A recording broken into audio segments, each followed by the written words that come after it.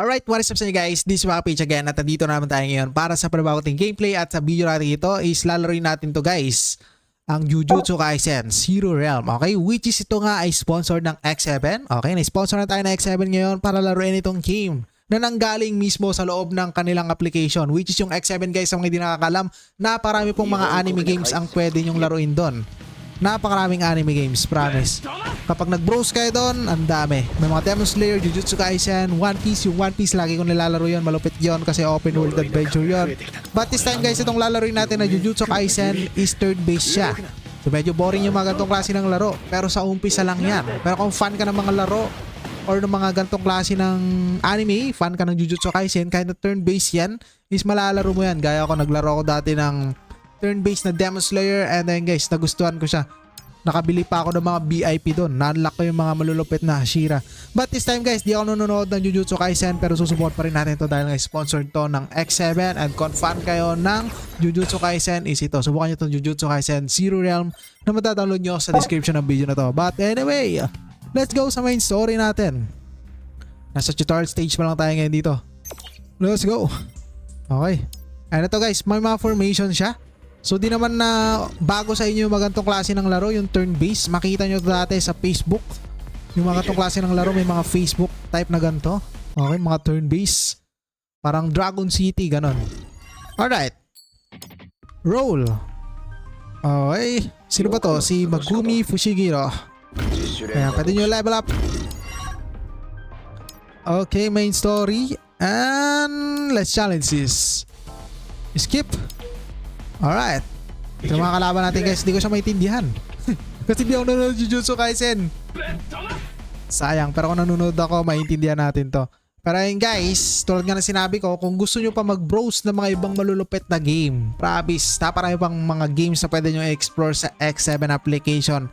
At hindi lang game ang pwede nyo ma-discover doon, kundi mga gift codes. Ayan, magagamit nyo itong gift codes para maka-unlock ng mga points or coins sa game or mga VIP, okay, na character. And bukod dun guys, may mga features ang ganito, translation, speed booster, and marami pang iba. Para siyang all-in-one application.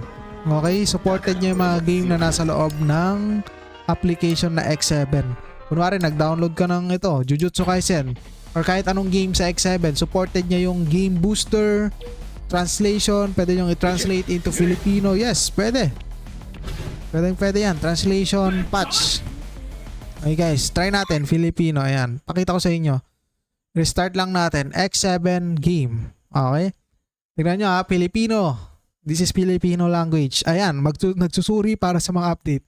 As you can see, napakalupet. Translated na po into Filipino language. Okay, mangyaring maghintay. Pero parang ang hirap intindihin kapag naka pure Ilocano. Ay, Ilocano to. Tagalog, okay. Mundo. Imbis na server, mundo. Alright. Parang hirap niyang, intindihin kapag napakalalim na Tagalog yung dito. But anyway, eto na. Ang loading screen. Naglo-loading pero Chinese pa rin. Okay. Dito Tagalog na guys yung iba. Pag-aaral. Gampanan, what is this? Ayan yan yan. Pangunahing kwento. Okay, angkin na yan. Mag-claim to eh. Mag-angkin. Grabe, napakalalim. Hamon.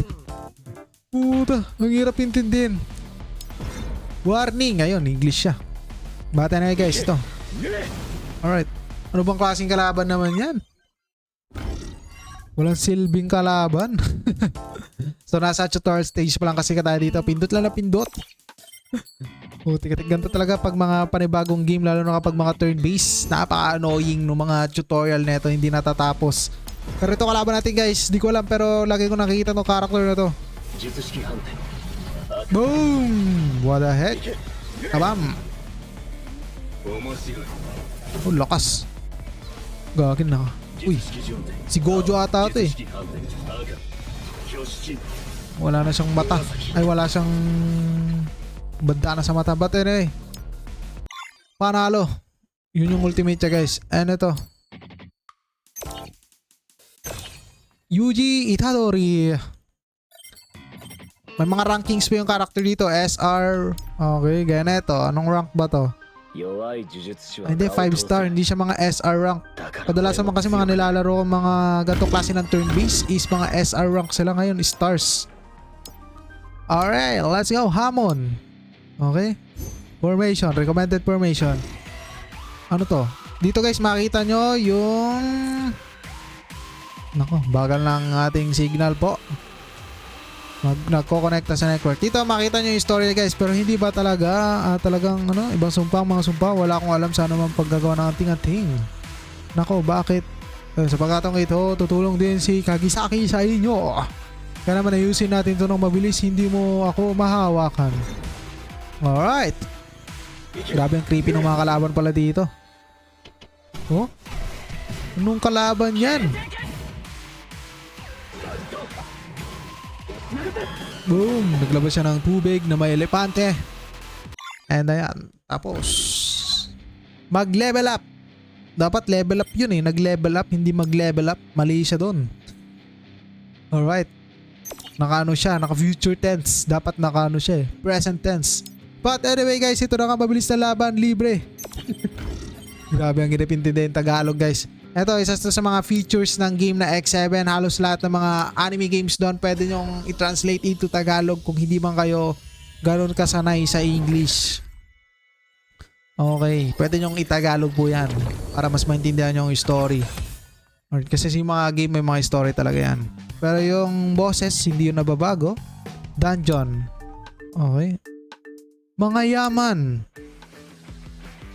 Okay, cash dungeon. Hamon. Nako. May kakalabanin tayo dito. Naku, download. May kailangan pa tayo download. Pero hamon na natin. Kailangan pa natin i-download yung resources. So ilan to? Ilang MB? 600 MB? Okay.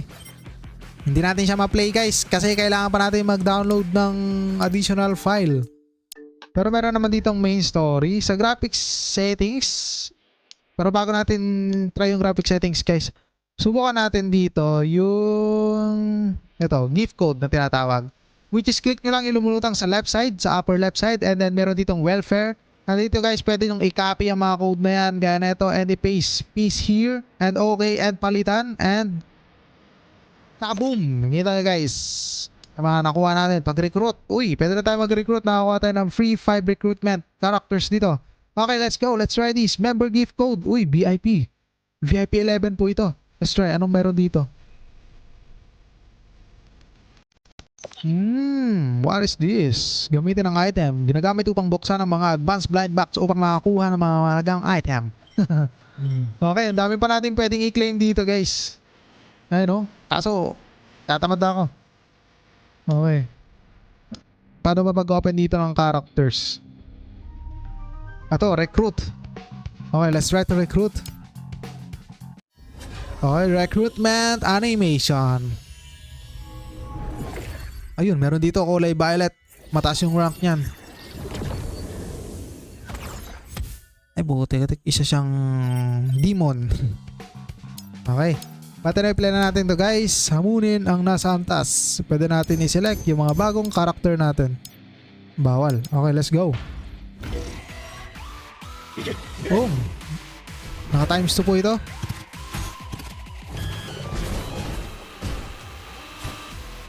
Gogi. Wala, lubos na kayo dyan. Buhay pa. Dapat tumatake rin to eh. Itong isa nating kampe. Wala. Di siya umatake guys. Pumunta sa kabisera. Subok. Ano naman to? Ayan, pindot gaming na lang tayo dito po. Ayan, kailangan pa natin i-download to guys. Pero I think hanggang dito lang to gameplay natin dito sa game na to. At maraming salamat sa inyo. This is Swapage again. Kita ka sa next video. And take note, ito po ay sponsored sa akin ng X7. Kaya nilalaro ko yung mga ibang games sa X7. Which is, ayan, maganda rin naman. Kaso nga lang, hindi ako fan ng Jujutsu Kaisen. Kaya hindi ko masyadong appreciate yung kantong klase ng laro. Pero kung fan ako is, ayun, ma-appreciate ko siya. And ginagawan ko pa minsan ng walkthrough. Gaya ng Demon Slayer na galing din doon sa X7. I-check nyo na lang sa channel natin. Okay, nakailang part din ako doon. Part 11 and nandun yung journey na pag-unlock ng mga Hashira and mga malulupit na characters sa Demon Slayer Na ganito rin, turn-based din. Ganito rin yung labanan dito. Palitan lang ng atake. But anyway, maraming salamat. This is Wakapage again. You can check the games inside the X7. Nandun sa description yung link. I-download nyo na lang yung X7 application and mag-check na kayo doon para siyang Play Store, which is napakaraming mga anime games. Okay? But anyway, goodbye. Download si game now and share to your friends. Alright!